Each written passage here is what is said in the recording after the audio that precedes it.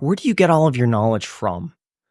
Are there websites that you look at? Are you drawing from personal experience? Is it mentors? There's a lot of information that circulates on the internet. I mean, so some comes from Twitter, some comes from YouTube. There's a lot of depth in YouTube. A lot comes from reading.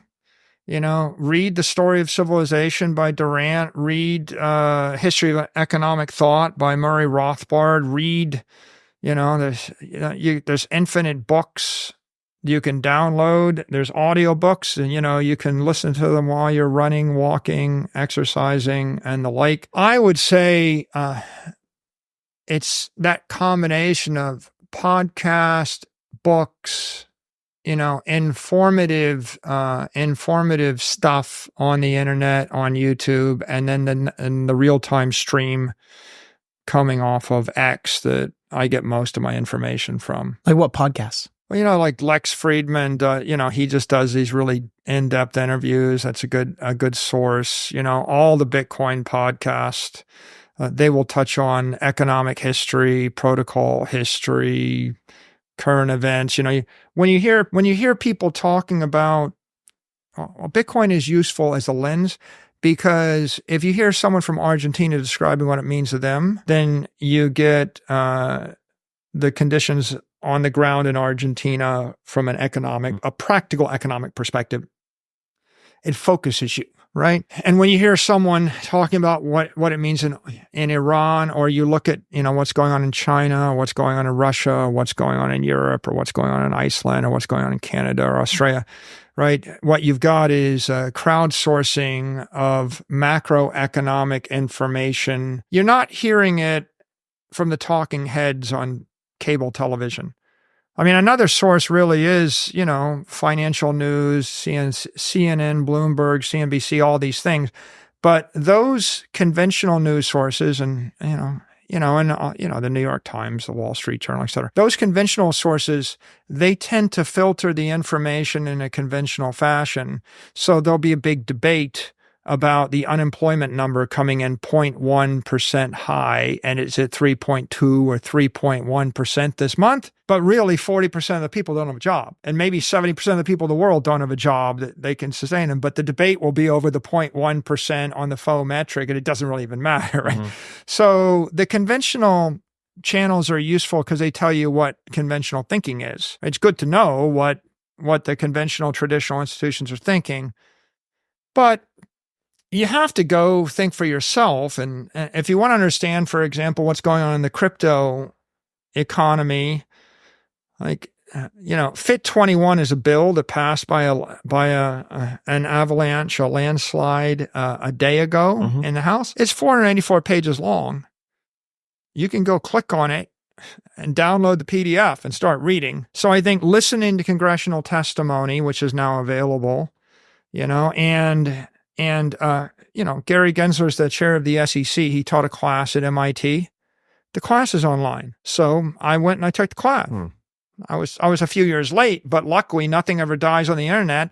So if you listen to 24 hours of lectures that date back to 2018 by the person that runs the SEC today, and you listen to every word, and then you read every word and every utterance, and then you listen to all the congressional testimony, and then you read all the bills, and then you talk to 100 people in the industry, and then you listen to 1,000 podcasts, and if you have a laser-like focus, then you can synthesize. Where do you have the time for that?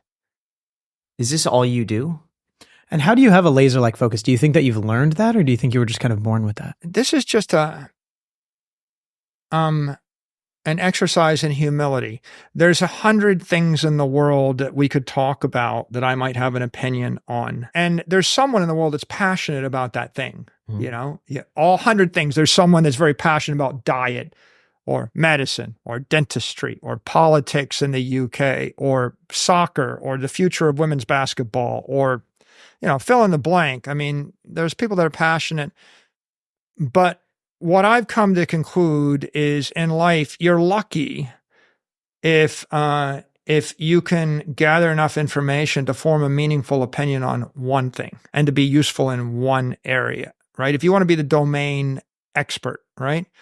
So I feel like laser-like focus, laser is the right metaphor. I have a flashlight, it'll go so far. A laser might go 10 miles. Well, how? You're focusing, you're giving up the ability to project light every other way. Yeah. You have to make sacrifices. And so in my case, yeah, I mean, I was the CEO of MicroStrategy, and now I'm the executive chairman. But one reason I stepped down 2 years ago and I put another guy as the CEO and I just took the executive chairman role is that allowed me to spend 100% of my time thinking about digesting what's going on in the Bitcoin crypto economy and figure out what's good for Bitcoin. Right? What's good and how best to advocate, adopt, commercialize, evangelize, and even raise money to buy more. And I thought that was a pretty good use of my time. The CEO of a 2,000 person software company has to be concerned with the careers of 2,000 people and 10,000 customers. And there's a lot of other stuff to do. And that's a full-time job. There's a value to focus. You got to focus your energy. You got to focus your effort.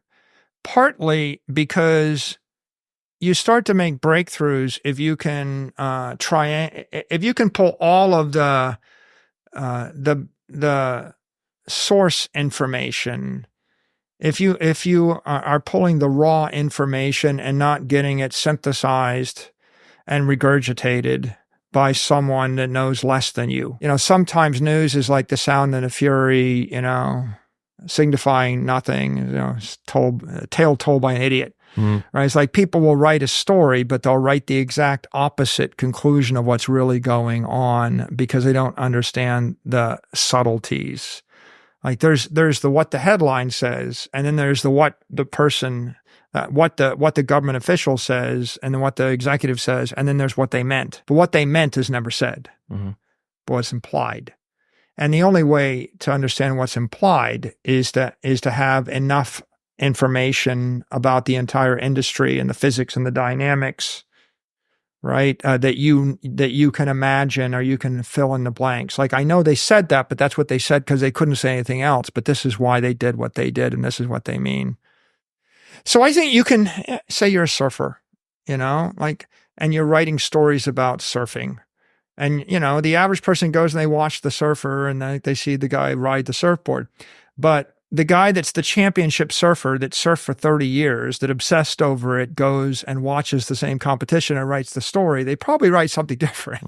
They're like, why did he do that? Well, he did that because of these following 14 things, the wind and the current, and there's something else, and where the sun was. And, there's just a lot of dynamics.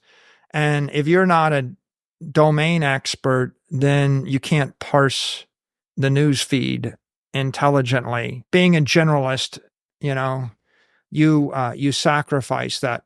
So I think, is it worthwhile to focus? Well, sure it is. I mean, we're talking about solving half the problems in the world, right? I mean, I think Bitcoin is a solution to half the problems in the world. Every corporation, every government, every individual will benefit. So yeah, can I afford to focus on Bitcoin? And what do I study? I study Bitcoin, its relationship to the crypto market, the macro economy, every other asset. And then I think about the regulatory environment for corporations and individuals everywhere in the world and how that's evolving. And I try to stay abreast of all that. And that changes by the week. And that's worthwhile and useful to do.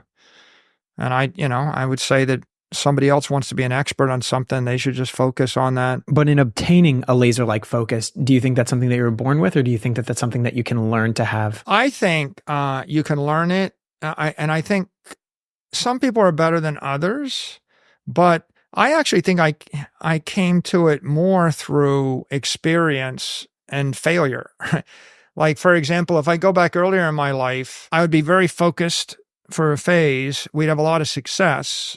And then I would say, okay, I've been successful. Now I'm going to launch 10 other businesses.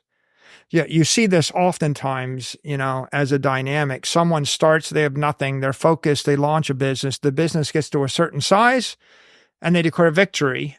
And then they're like, okay, now I'm going to do this and this and this and this because I'm too good and I'm too smart to be tied down to this one business. And so they stop focusing upon the one thing, they underinvest in it, and the thing that they launch begins to decay. And then they launch 10 new things, and like most of them fail. or they whiff, and then they realize that it's juggling too many balls, right? And then they realize, oh, well, I probably should go back and focus upon the basic thing. And I lived through that at MicroStrategy. I mean, I eventually realized, that I launched probably a dozen businesses after our initial business intelligence business. And there were some singles and some doubles, and I made some money here and there, but none of them were as successful as the original business. And I realized that I had shifted my focus off of the core business. I came back and I had to focus on that with a vengeance. And it gave me an appreciation that people overestimate what they can accomplish.